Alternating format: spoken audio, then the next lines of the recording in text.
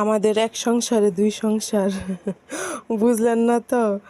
এই আমার ছেলে মেয়ের জন্য তরকারি রান্না করছি, মানে আমাদের তরকারি আলাদা আর ওদের তরকারি আলাদা রান্না করা হয়। তো এর জন্য বললাম যে আমাদের এক সংসারে দুই সংসার। ছোট্ট একটা সংসার আছে যেটা হচ্ছে ওদের মানে ছোট্ট একটা হাঁড়ি আছে যেটা হচ্ছে আনাহিতার ভাইয়ের জন্য রান্না করা হয় সব সময় আলাদা করে। আমাদের রান্না ওরা খাইতে পারে না, একটু ঝাল ঝাল হয়, তারপরে অন্যরকম মশলা হয়। তো এর জন্য আমি আমার মতো করে রান্না করে দিই ওদেরকে।